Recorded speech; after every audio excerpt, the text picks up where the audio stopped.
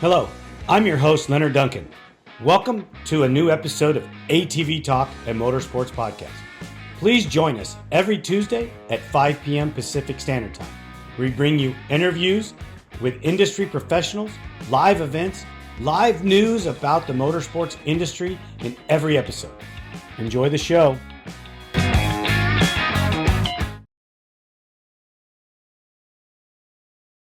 Brandon Frazier, welcome to ATV-TALK. How are you, man? Good, man. How are you?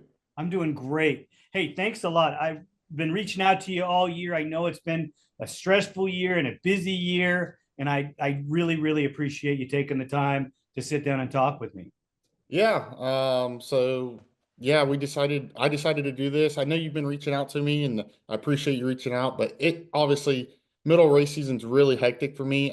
I have time. I just need to make time to do things like this. So, Right. I mean, you're carrying the number one plate all year long, which is heavy all in its own.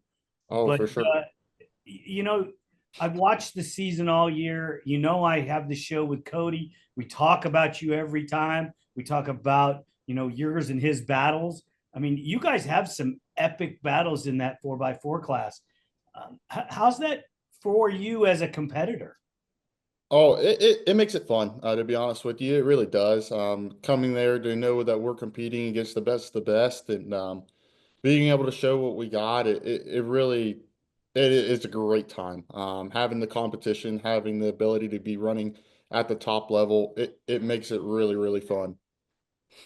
What was Talladega like? Honestly, I feel like I'm the only one that liked Talladega. Me personally, it seems like everybody I talked to hated the place, but me personally, I loved it. The track flowed really well for me. It was very tight, which typically I do not like. So surprisingly, I did enjoy the track, and the property was awesome.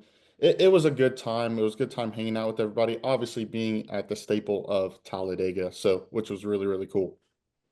Yeah, I mean, was the facility really as cool as it looks like on television? Yeah, I mean, me personally, I went over to the Talladega where they have the big sign and took a picture of it in front of it. It was really cool experience. It's like you don't get to have that experience that often. So being able to do that, and then actually at Talladega Friday night, I think it was, they had a the World of Outlaws literally like 5 minutes down the road. So we went and watched them. We're big into race cars, anything with motors we're into. So we went over there and watched that Friday. I think it was evening, and then we raced obviously Saturday at Talladega. You know, it, talking about other race forms and things like that, when you guys go and walk the track on Friday, do you need extra rest time, to get ready for Saturday? I mean, I know you went and watched the races at Talladega on Saturday night, but does that affect you guys? I know you don't race at 8 o'clock in the morning, but Yeah. you do race early and it's 2 hours. Yeah, no doubt.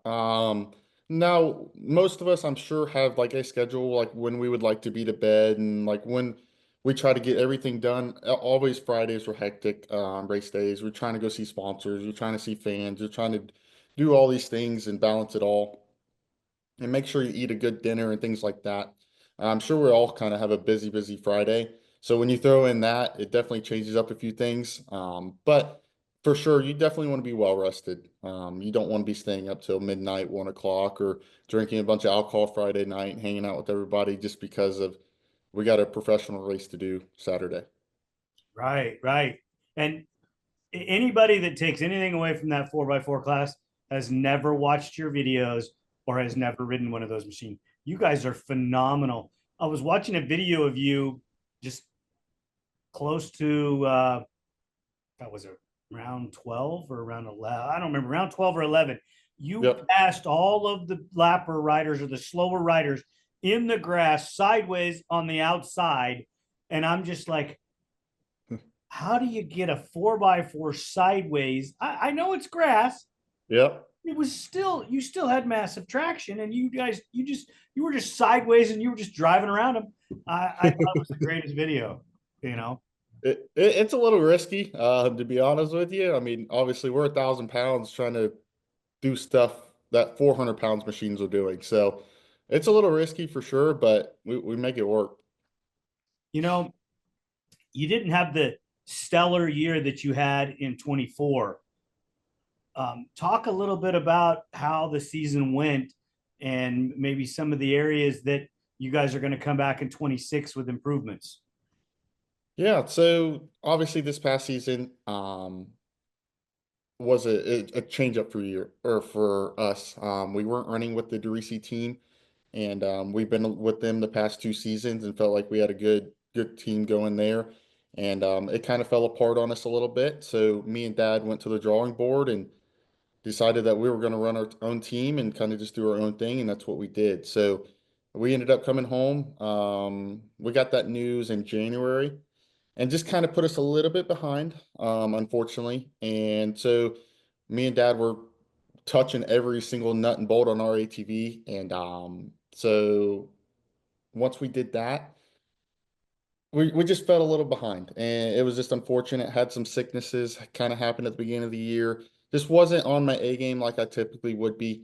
And it just we developed, we got better, and it was a big learning year for us. We've learned a lot, and when I say a lot, me and Dad have done all kinds of different things. We tested and tuned, and you don't learn it until you actually do it with your own hands for the most part. And I'll tell you this, I know my Fuller really well. I know about every nut and bolt size, torque spec on my Fuller.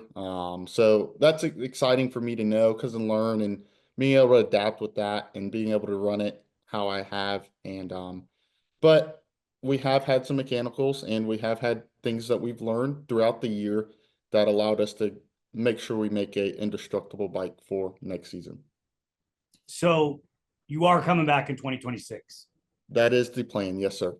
because the rumor I heard was 2025 was it for you. And when I tell you that 4 months ago, it was going to be my last season. Sorry, and we kind of looked at each other and looked at Dad, and me and Mom had a long talk and really just had a deep conversation about where we're at and where we're at in life, because there is another life outside of racing, and it's hard to see that when you're involved in racing. Wait a So minute, stop, stop. There's life without racing or with no. no, no, no, don't get me wrong. There's still racing involved with the life, but Oh, okay. not at the professional level that we do it at right now. Don't get me wrong. I'll still always be on a Fuller no matter what. But there is another life out there that we do know that happens and just adulthood and things like that. And this was at the same time that I ended up buying my first home. And there was just a lot on my plate, a lot of things happening in my life and at the time. And me and Mom and Dad had a meeting about it, or a family meeting, I guess you could say. And we were going to come to an end. And then ended up, man, I don't know, a little bit ago, it just seems like everything switched. And it was like, we're having fun. We're loving this. We're enjoying it so much. I'd say the last 4 races has been really, really, really enjoyable for the whole family, like the whole racing family, even us. So we will be back for 2026, which is exciting because I feel like we're going to carry the momentum that we're having right now into the next season. So very, very excited. That's excellent. You know, I get to talk to multiple people. I've ridden the Gen 3 Can-Am in the Outlander form, not in the Renegade form. Yep. They didn't bring the Gen 3 platform in for 2026. Yes. Have you gotten to ride the Gen 3? I have not. I've only read the Gen 2.5 is technically what we call it. And I have not read the Gen 3. From what it looks like to me, outside looking in, they are developing it still, and they're still kind of in the works in the process of getting all the quirks out of it. It does look like a good machine, but it is a big change, especially for us as professional ATV racers. There's no aftermarket companies making anything for them just yet. I know there's a few things, but like for instance, like A-arms and little stuff like that makes a big difference on how a bike handles. So I haven't seen anything develop like that in the Gen 3 just yet. If the Gen 3 came out, would you be trying to race it for 26 or would you rather play with one for a season like a practice machine or a locals machine versus jumping into the national series with it? Yeah, so me and Dad had the conversation about it, and the Gen 3, we would have to have that bike at least 6 months before round one came about, is what we kind of talked about, or with any new Fuller that we have. So, for instance, with the Can-Am Renegade 2.5 has been tested and tuned, and we know exactly what to do to it. We don't want to go out on a Gen 3 that hasn't been tested in our knowledge and been proven in our knowledge to be able to go race it at the highest level that we can possibly race them at. Right. And that's the best way to do it, because you have to know how quality it is. I mean, we've raced brand new machines before, and sometimes it's catastrophically bad. Yep. Uh, And we're there to win. And so we want to bring the best that we can do and the best of what we got. So we don't want to mess up that, I guess is what I'm trying to say. I want to go back into our conversation just a little bit Yep. because I missed something that I wanted to ask you. Well, you brought it up, really. Yep. Um, you talked about your approach and your attitude on the last 4 rounds versus earlier in the year. What changed so drastically and dramatically for you? Because you're a talent already. You're carrying the number one plate. I realize you had a little disruption in sponsor, but carrying that number one plate had to energize you, going into the year as well. So what exactly changed for you? To be honest with you, I don't know if you know this or not, but the Harper family and Chloe Harper has changed quite a bit of that for me. Me and her actually are dating and in a relationship. So that has brung a whole like another realm, another like life into me, I guess you could say, in the racing world. Just seeing them, how they do things. It's just been really, really enjoyable. Racing series is I've never raced before. They let me tag along on any race they go to. So it's been really, really fun. Enjoying it with them, seeing it through their eyes as well. And it makes it so much more fun, having somebody close with me that can do it at the highest level that they could do it at as well. So it's very, very exciting. And then obviously her getting her championship for the 2026 season is very awesome. So how do you take it if she beats you? She hasn't yet. Okay, I'm just saying, She it's she hasn't yet. Hey, I will say she has passed me a few times though, but and I still hear it. I still hear it, but she has not beat me just yet. I'm just telling you, bro, it's coming. That girl is I, I'm talented. con I'm concerned about it, to be honest with you. That girl is talented. So, when we have shows and we talk about it, she's the topic because all of those ladies are talented, and Oh, for sure. I'm not going to go ride anywhere near any of them because my skill set was probably never that good. Yeah. I mean, you have a Yeah. big hill to. Plus, you look at some of the things that she's been taught from a young age. Yep. She's just a wealth of knowledge as far as a young person that has, presence into Yeah. the media, presence for the sponsors. I mean, I think she's the complete package, really. If Yeah. you're going to And sponsor somebody, we've we've honestly been bouncing like ideas off of each other. We've been working together as a team and just trying to figure things out because obviously it's sponsorship season. So just figuring all that stuff out together, it's been awesome. It's been the most fun off season I've had since I don't think ever, to be honest with you. Ever since Ironman, we've been racing every weekend. We've just really been enjoying it. I think this coming up weekend will be our first weekend off since Ironman. So it's been great. And been just working through all the racing stuff together. It's been awesome. well, that's great to have a race partner that loves it as much as you do. I'm just, brother, if you need to talk after she does beat you, because it's going to happen, I'm here for you. We can talk off the record, not tell anybody. Yeah, we don't need to post those results up. Right. I mean, I've been beat by a couple ladies in my day of racing, and I still have the scar. So it's I uh, get it. that's awesome for you guys. Congratulations on the relationship. Thank And you. you know what? You can't shake a stick at your year. You did have a number of wins. You won Yep, last two. the last two. So you have a couple of wins throughout the year. Yeah. And I don't think you had but one bad finish all year, wasn't it? Yeah, I had a couple issues throughout the season that didn't allow us to win a couple races. It's just unfortunate. We had like a few mechanicals and that was on us. And there was a few mechanicals that I caused them myself, causing front end stuff to break and things like that. So I've learned a lot this season more, and I think I've learned ever in this 4x4 pro class. And it's kind of weird to say that because I had the number one plate, I was the champ, but I've learned the most, I think, this season out of any season I've been in the 4x4 pro class. Explain to the listeners how heavy is that number one? It's heavy. The target is definitely there. No doubt. When you have it on the back, when on your back of your jersey, you're on your quad, you know people are looking. So and you know you got a target there. So it is definitely heavier than carrying any other number. That's for sure. Do you think the next time you carry it, it will be less heavy because you're familiar with it? Yeah, for sure. No doubt.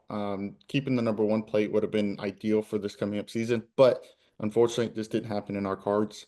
So I'm excited to go fight for it again for 2026. The XC1 guys run their consecutive numbers 1, 2, 3, 4. Why Yep. don't the pro guys in the 4x4 class do that? Um, so we can, like for instance, I believe I can run the number two, for the 2026 season, and we still haven't completely ruled that out just yet, but we all have like our certain numbers, that we all like, and we feel like they have a branding sort of behind them. It's like, so mine's 784. I feel like it just has a branding behind it. Same thing with like, for instance, Adam McGill has the 521. He just, instead of running the number that he earned, we keep those numbers because we feel like it represents us, I guess is what I'm trying to say. Yeah, I get it. That's why NASCAR they buy the number and keep that number. I get Yep. it. I like the fact for the newcomers that come into racing Yeah, know. they understand I'm the number two guy, or number three guy, or four guy. Yep, I get it for sure. Yeah. Um, I had a question there. I was just going to ask you. Uh, XC is coming up to or GNCC, excuse me, is coming up to a milestone here Yep. starting in 26. And I know it doesn't affect your class, but it drastically affects XC1, XC2 for sure with the Honda rule. Yes. Do you think that they're going to give Adam a pass and him and McClure are going to be able to ride Hondas? To be honest with you, I'm completely unsure. I not involved in the deciding or choosing of that. I have no idea, me personally. Now, me personally, I think it would suck to see Adam have to make a switch, in my opinion.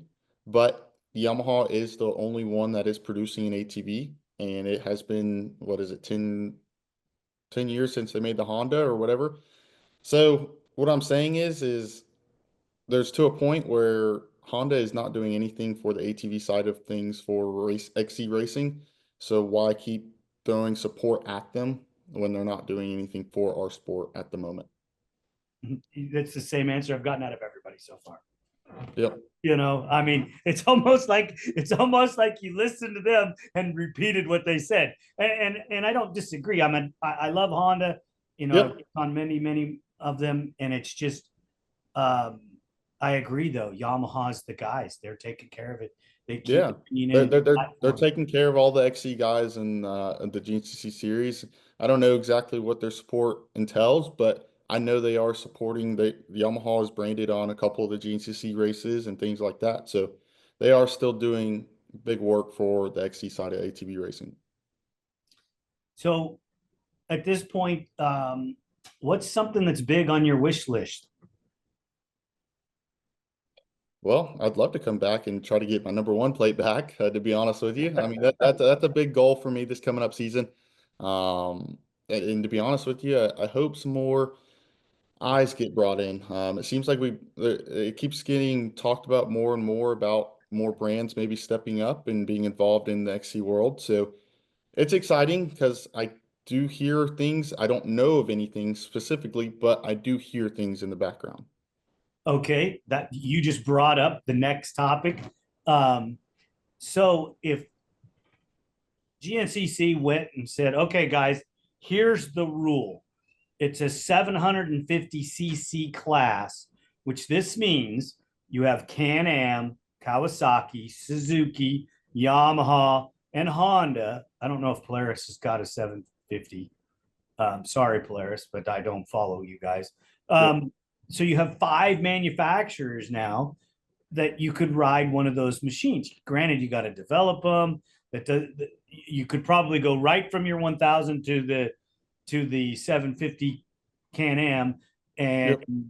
maybe It's it's probably not the same quite as thing. fast, but Yep. you understand where I'm going. This Yep. brings those manufacturers in. Is this something that you could get behind?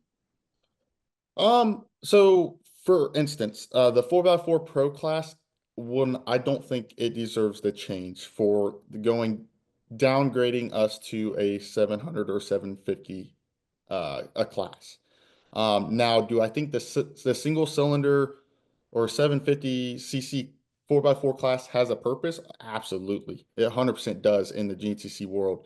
But do I see me or any of the other 4x4 Pro class stepping down to that level? I don't see it. Now, do I think it may interest some of the uh, maybe Honda or Yamaha or things like that to develop more into an ATV more for that? Possibly, but I don't see it because it's not the premier class. I think the premier class will stay the 4x4 Pro class, and they won't allow us, or they will allow a 1000cc in that class, is my opinion on it. Now, I think it's a great idea, but I don't think it's not going to be the premier class, unfortunately. Yeah, if they offered money, though, it would be.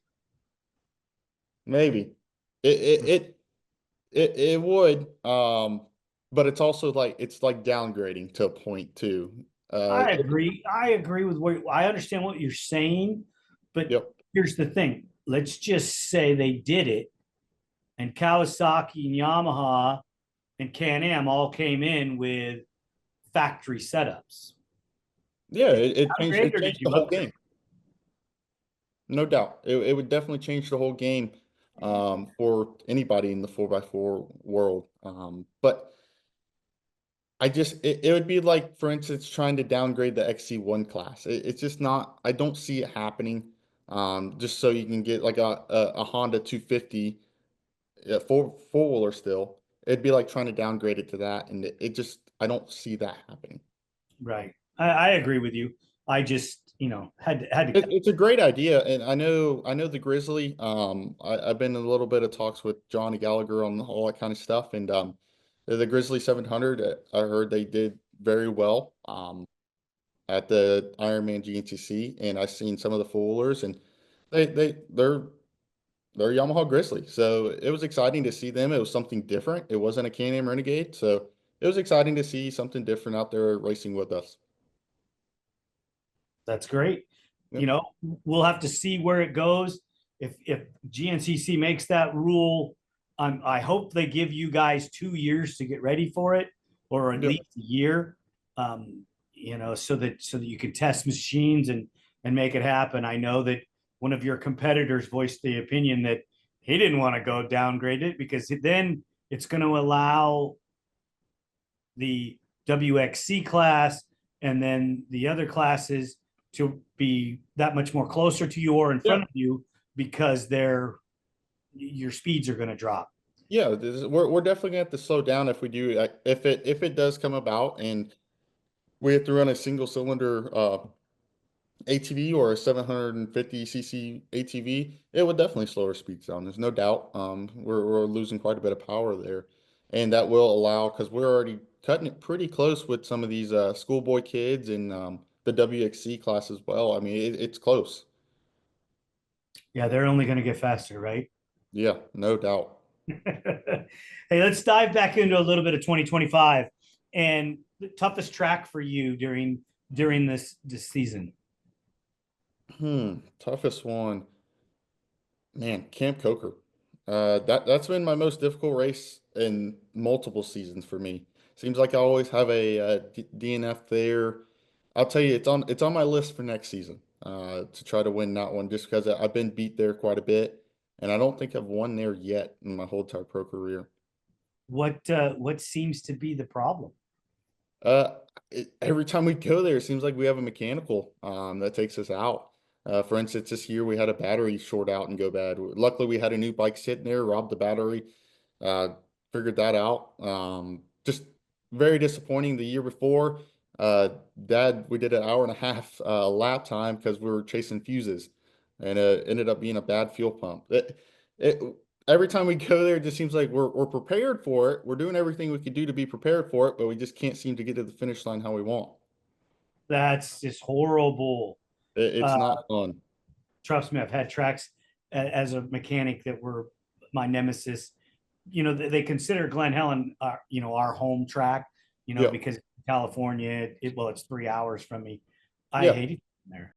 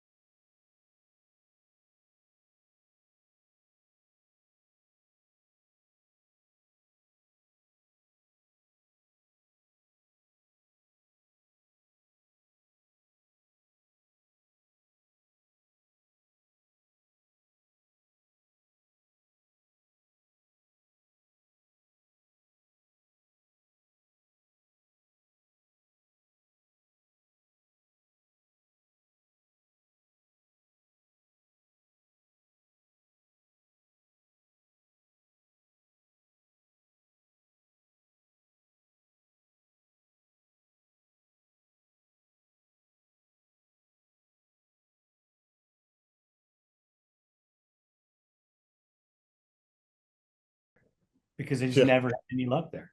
yep. You know, That's how I feel with the same play. I mean, it's not like it's a tough track. The track's pretty simple, and I really like to race it, but it just seems like every time I get there, I have something go on. same with we race Glen Helen a lot, and I just get sick of going there because prep the bike, go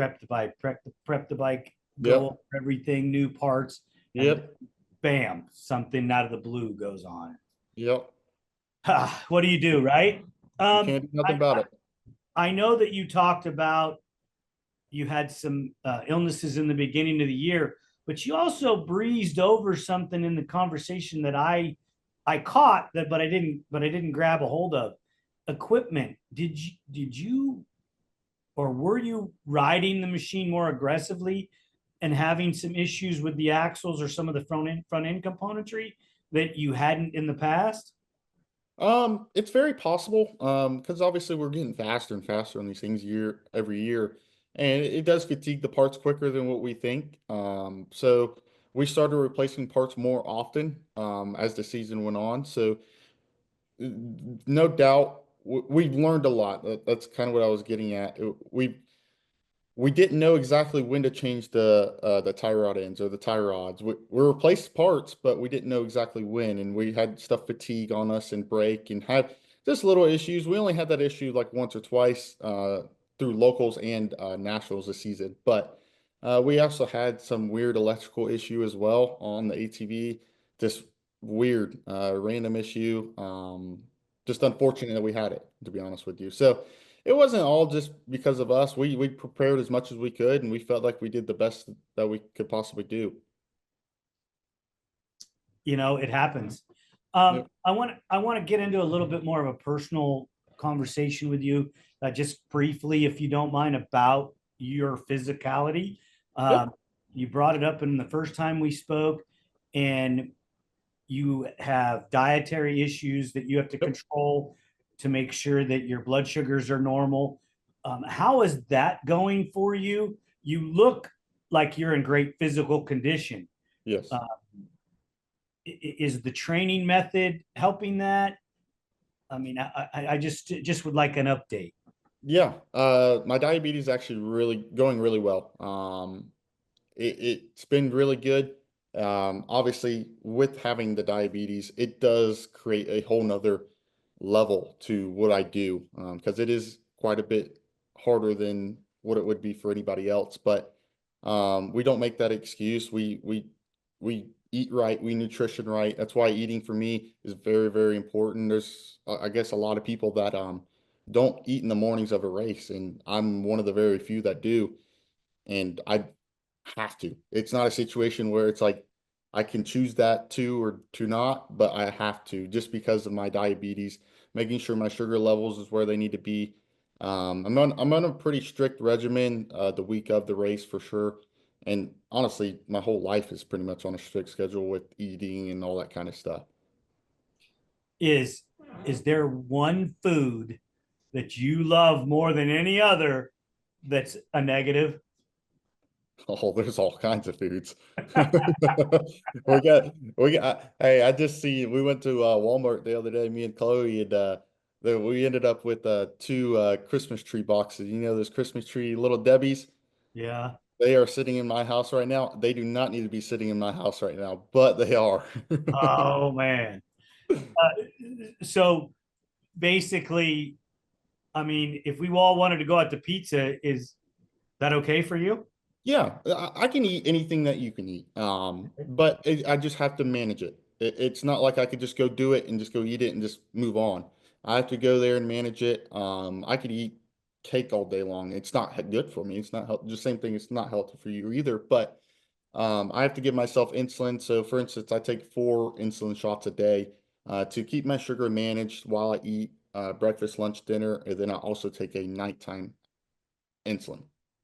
Nice. Okay. That explains it a little more in depth. We Yep. breezed over it last time. Yeah, You know, it's definitely it adds more to my life, but I've gotten used to it. I've done it since I've been 9 years old, so I understand it. I know how it works. So we got it pretty figured out for the most part. There are some races where we're not perfect, but we try to be dang near the best we can be. is there any cure in sight for that? Um, there's stuff to help manage it. I don't see a cure coming anytime soon. Okay. But there is stuff to make it easier to manage, I guess you could say. And you're not the only professional athlete that does this. There's Yeah. multiple others Yep. that do as well. Yep. Do you ever get in contact with any of the other maybe amateur riders or fans that are dealing with the same thing and have them ask you questions? Yeah, no doubt. I've helped out quite a few fans actually.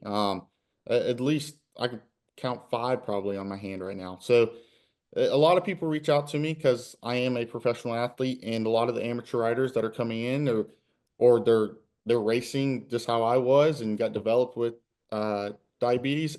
It's a common issue. It's not like it's very uncommon to have diabetes. So when somebody does reach out, I'll answer any question they need to know. That's outstanding. I freaking, you know, the first time we talked, I think it was so new for you. Maybe you were a little off Yep. base. Right now, you're like answering the questions and you're nailing it. So I really appreciate that. Yep. Um, Sure. 2026 is right around the corner, and the season's going to start in February.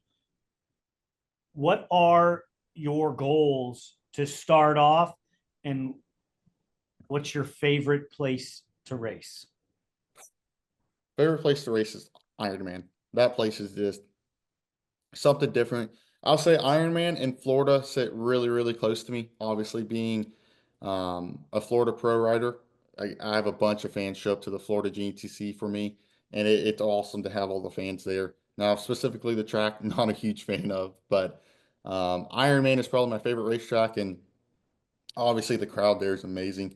So those two races for sure are the closest one to me that I enjoy the most and have the most fun with. That's for sure. But yeah, 2026 season is literally, I don't know, what is it, 3 months away, 4 months away? It's just a couple weeks away, really. Yeah, it feels like it's already coming around. So it's like we really haven't took the gas pedal up yet. I mean, we're still full bore. We hadn't even stopped from last season. So right now we're currently in the mix of building the new bike, and I'm excited to see how that's coming along. And obviously, racing right now is kind of slow. The FTR season is still upon us, but right now we got all kinds of stuff going on, plans and all kinds of all kinds of items that we try to do during off season. So just to get a little break from racing, but we've been working out a lot and been doing the best that we can do to get prepared for the 2026 season because we all know it is right around the corner. So your color scheme on that red and white machine, uh, Yes. were you patterning it off of anything special? Because that was a Honda deal like that for a little while. Um, No, to be honest with you, me and Dad, so we had the purple and white bike, and over the summer we decided to tear it down and completely rebuild it, and we decided to change the color. We're like, all right, let's just change it. I mean, we're down so far, we're almost to the frame, and we decided to just go red and white, and it was kind of a decision that me and Dad made over the summer. We're like, it was kind of last minute. It kind of put us in a little bit of a bind going into the last four, but. I think it was worth it. I think the red and white bike looks really, really good. you coming? Can you give away your color scheme for 2026? I don't know it yet. To be completely honest with you, the bike is getting tore down this week as or this coming up week, and it's going to the powder coat shop not this weekend, but next weekend. So I don't know the colors yet. I haven't made the mind up just yet, but I always try to do something cool. I try to do something pretty simple. I try to keep it all kind of one color so it looks pretty clean. Um, I'm excited though. I don't know what we're gonna do just yet, but it'll look good. If you had to tell me right now of an event that is on your bucket list, what would it be? Hmm. An event. Excluding racing, I'm excited for actually we're gonna go to the GNCC cruise that we're gonna do here. That's a couple weeks away, I think, or 3 weeks away. I'm excited for that. It's kind of an event, the GNCC cruises. We're going to go hang out with a bunch of people and have a bunch of fun. It's only 3 days, but it's exciting to go do and have fun and enjoy it with the racing family. How about your dream race? Not necessarily 4x4 GNCC, your dream race that you could go participate in. I don't know. I think that France race over there would be really cool, and then the Vegas to Reno race would be really cool. I don't know what the dream one would be, but I think doing one of those crazy races like that would be so much fun. Uh, the team races we actually did this season were really cool. We did the Kenda 9 hour and had a really, really good time doing that. And that's the first time I've ever done a team race before. So doing something like that is very, very exciting for me. So if you were going to come out and race, let's say Vegas to Reno, would Yep. you ride anything that was provided for you, or would you be bringing one of your both Can-Ams out? I would definitely bring one of my Renegades out for sure. I would love to bring my Fuller over there and kind of see what goes on. I don't even really know exactly what goes on at that race, but I know it's a cool event to go to, and I think we could build an ATV or our ATVs are probably pretty close to be able to race it. We just got to do a couple more modifications to them, and I think it'd be really, really fun to enjoy. But you're not gonna push out the fact that if somebody called you up and said, "Hey, I want you to ride this," you'd still come and ride it. Oh, absolutely. Absolutely. I'd be there in a heartbeat. That's great. So after your professional career, what is something that you want people to remember you by? Hmm. So for me, like let's go back to the diabetes thing. It's very important to me that you can do anything you put your mind to, no matter what your circumstances. Being able to attempt anything and just try. Don't say you can't do it, just do it kind of thing is kind of my motto that I go by, especially with racing. Um, just don't give up on yourself for sure. Do you think in the beginning of this 25 season that you were having doubts about you? Yeah, no doubt. I was down on myself. I knew I was behind. We are behind on bikes. Behind on being prepared, behind on being sick. So we were down a little bit at the beginning of the season, and even a little bit in the middle, to be honest with you. We kind of lost a little bit of the joy out of it. And but I'm excited. I really have it back now. It's an insane feeling that I got back, and I'm very, very happy that I do have it back. That's freaking outstanding. So we're glad that you're coming back for 2026. When you're prepping for a race and you're getting ready in the morning, what music do you have on? It honestly depends on the mood. Me and Chloe had this conversation quite a bit. She always jams out her music, but her music selection is quite a bit different than mine. Mine goes from like 2000s pop to like we listen to some Nickelback in there. We kind of throw it around. We play some old rock songs as well. We listen to a little bit of everything, even some country. I like getting hyped up to a little bit of country.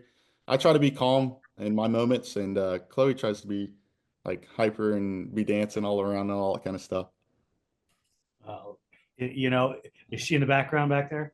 She's over there. Yes, she is. Tell her that she owes me a show soon. I'll send her a message and when we can tape it. Uh, Perfect. you know, I don't know what to expect out of you guys in the pro 4x4 class.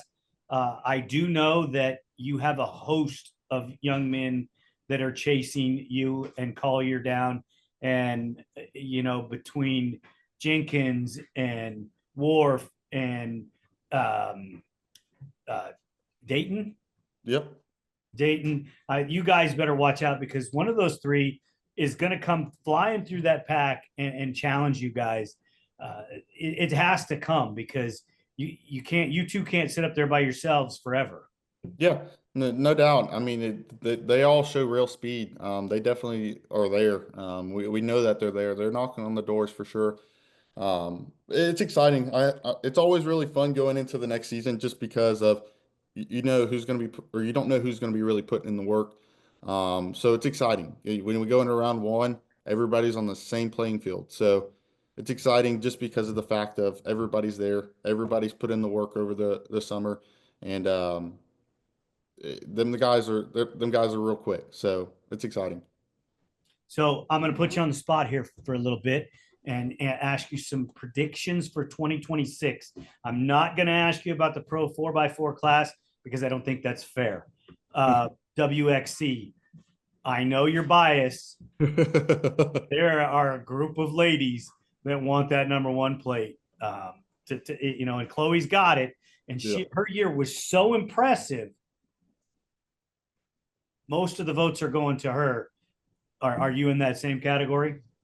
Oh, for sure. I know the work that Chloe's putting in, like right in front of me. So, um, it's exciting to see what she's doing, and I know for sure that she's going to be very hard to beat for next season. Now I'm not down in any of the other girls. The other girls are quick. Obviously, we can't watch them race because we're racing, but I do know that they are there, and they're fierce competitors. Yeah, and Hannah's really working hard. Jessica was probably really pissed that she went from 1 to 3, so that probably didn't make her really happy. And then you have Avery. Look Yeah. out, that little girl is just hell on wheels. And I think that I hear rumors that Caitlin Osborne might be on a Yamaha next year. Yeah, I don't know specifically, but I think I did hear that as well. I'm not sure how I heard it, but I did hear something along the facts of that. I think that young lady is super talented, and putting her on a Yamaha, nothing against the Honda, but Yep, maybe you put her on that Yamaha and you might just add a dimension to that little girl's riding deal, and then you're in trouble. for sure. Yeah, I mean, changing up a whole fuller and changing the whole program could benefit, or it also could hurt. You never know. It could go either way. But being on Yeah, the Yamaha is a very exciting thing because I think the Yamaha is a more superior of a foaler. So it seems like everybody that gets on one seems to prevail. I think I think because it's been being worked on by so many people, Yep. it's that good. Is it Yes, for sure. superior? I mean, look at all the championships the Honda's won. Yep, Yeah, I mean, it's you're splitting hairs, but great, still a great machine. for Um, sure. Bryson Neal is a four-time champ. Walker Fowler's a seven-time champ. And then you have the rest of the boys that are there that are knocking on the door. Do you think Bryson Neal is going to be able to hold them off for another year? Man, I don't know. I've done watching. I've watched a few of the XC1 races this season, and watching Bryson come through the woods it's impressive. It truly is impressive just watching him. The videos don't do it justice. He throws the bike around like it's paperweight. To be honest with you, it's very exciting watching him come through the woods. But to be honest with you, I don't see anybody stepping up to that level. Now, there, don't get me wrong, there are some fast guys in that XC1 class. But Bryson Neal, I think, is the class right now and is very, very impressive. Yeah, he is super fast. You know, we're not going to really get into XC2, but you have two guys that are possibly going to jump into that class. You know, Alex and Gross. Yep. Gross coming from the West Coast. I don't know if he's going to go pro. I think he's going to stay down one more year Yep. to get seasoning. But Alex stepping in, he's very talented. I Yeah. think he's going to go faster than everybody thinks. Yeah. No doubt. I know it every time the XC2 champ ends up going to the XC1 class, it is a little bit of a learning curve, which is expected because them guys are balls to the wall as soon as the flag drops. And so I know every time an XC2 rider goes up there, it's a little bit of a struggle, but I think they develop really quick and they learn the race pace and all that kind of stuff. So it is exciting seeing the XC2 guys jump up to the XC1 class just because it adds more people into the class and more competition. Right. You know, the GNCC, I don't know what they're doing different than every other series in the world, but they're growing. They have a great package, and it's fan friendly, and it's Yep. fun to talk about because you guys are every class is competitive. I don't care what Yeah. class you're talking about, Yeah, from no doubt. the youth guys to the XC1 pros. It's super exciting and super fun. Uh, Brandon Frazier, good luck to you in 2026. Chloe Harper, you need to sign up. You reach out to She'll me. get on that for sure. Done. Let's get this done. But no, thanks again, Brandon, for Yeah. taking the time. I really appreciate it. Good luck in 2026. Don't be such a stranger. Anytime you have something you want to talk about, please reach out to me. And in Yeah. closing here, what would you like to tell the fans about Brandon Frazier and what to look for or what they should do for their own program to elevate it? Man, I know for the 2026 season, I will be doing a lot more social media things, YouTube channel things. We will be at the races promoting as much as we can, me and Chloe as well. So be on the lookout for things like that. We're going to be doing merch things, merch items. It's exciting because I know we're developing to more of a race team with me and Chloe. So it's exciting and exciting for things to come in the 2026 season for both of us. Excellent. So, how about message to the fans? Oh, the fans. Well, let me I, rephrase that. Let me rephrase that because you did just mention. What about to the youth riders or the riders coming up? What can you tell them to how to improve their program or some things to keep their minds in the game? yeah. Honestly, the most important thing is put in the work when nobody's looking. Everybody sees you at the race. Everybody sees the work you put in at the race. It shows up when you're at the race, but nobody knows what you're doing Monday through Friday. So make sure you're doing everything you can do to be at the top level if that's what you want to do and become. If you want to become a professional athlete, you got to be able to put the work in when the doors are closed, when nobody's watching, because everybody just sees the social media post of us riding ATVs and going fast. but they don't see the work behind the scenes of it. It's a lot harder than most people think.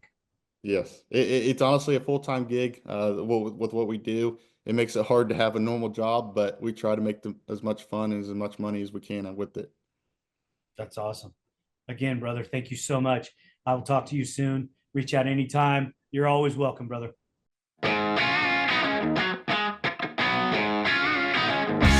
Hello, I'm your host, Leonard Duncan. Welcome to a new episode of ATV-TALK and Motorsports Podcast. Please join us every Tuesday at 5 p.m. Pacific Standard Time. We bring you interviews with industry professionals, live events, live news about the motorsports industry in every episode. Enjoy the show.